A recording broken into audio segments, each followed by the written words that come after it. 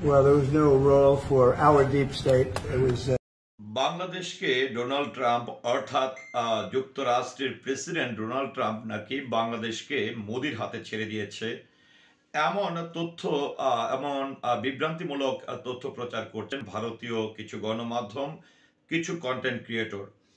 তো আসলে বাংলাদেশের দায়িত্ব মোদির উপর কেন ছেড়ে দিবে, বা বাংলাদেশের এটি কি আসলে মোদির বাংলাদেশের সার্বভৌমত্ব নিয়ে কথা বলা, বাংলাদেশের সার্বভৌমত্বের উপর হস্তক্ষেপ কি আসলে পার্শ্ববর্তী কোনো রাষ্ট্র রাখতে পারে, কোনো স্বাধীন রাষ্ট্র?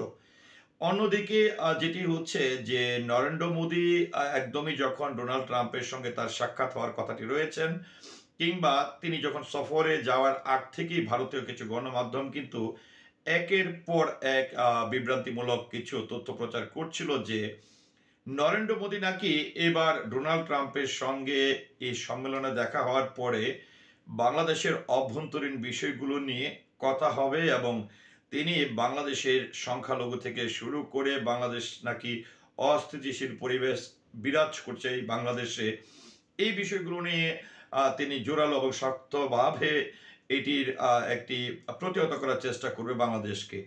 তো এখন আমি দেখলাম যে ভারতীয় কিছু গণমাধ্যম আজকে একদম ঢালাভাবে ফলো আপ করেছে যে বাংলাদেশের দায়িত্ব পড়েছে নরেন্দ্র মোদীর উপর।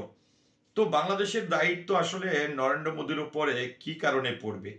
বাংলাদেশ কি ভারতের কোনো অঙ্গরাজ্য, বা বাংলাদেশ হয়তো ভারতের পার্শ্ববর্তী রাষ্ট্র, কিন্তু বাংলাদেশ সরকার বা বাংলাদেশের মানুষ কি সেটাকে মেনে নিবে যে ডোনাল্ড ট্রাম্প তিনি শক্তিশালী একজন প্রভাবশালী একজন নেতা, মার্কিন যুক্তরাষ্ট্রের প্রেসিডেন্ট, তাই বলে এই উনি কি এতটাই ওনার মাথা খারাপ হয়ে গেছে যে একটি স্বাধীন রাষ্ট্র বাংলাদেশের দায়িত্ব নরেন্দ্র মোদীর উপর ছেড়ে দিবে?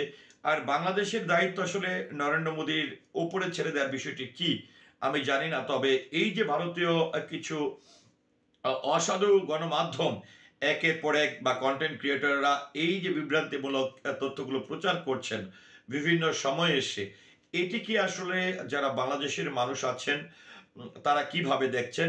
পাশাপাশি ভারতের নাগরিকদের কাছেও আমি একটু প্রশ্ন রাখতে চাই যে আসলে বাংলাদেশের দায়িত্ব দিয়েছেন নরেন্দ্র মোদীর উপর ডোনাল্ড ট্রাম্প। এই যে ভারতের গণমাধ্যমগুলো কিছু কন্টেন্ট ক্রিয়েটররা যে ধরনের তথ্যগুলো তারা দিচ্ছেন, এটি আসলে কতটা যৌক্তিক বলে আপনাদের কাছে মনে হয়, সেটিও আমি ভারতের শ্রদ্ধাভাজন যারা আছেন আমার এই ভিডিওটি দেখবেন তারা অবশ্যই কমেন্টের মাধ্যমে জানাবেন। সেই সাথে এই যে গণমাধ্যমগুলো বাংলাদেশের সার্বভৌমত্ব নিয়ে একের পর এক অপপ্রচার চালাচ্ছেন, এই বিষয়টি নিয়ে আপনাদের মতামত কি আশা করছি কমেন্টের মাধ্যমে জানাবেন। সেই সাথে পুরো ভিডিওটির সঙ্গে থাকার জন্য অসংখ্য ধন্যবাদ। আসসালামু আলাইকুম।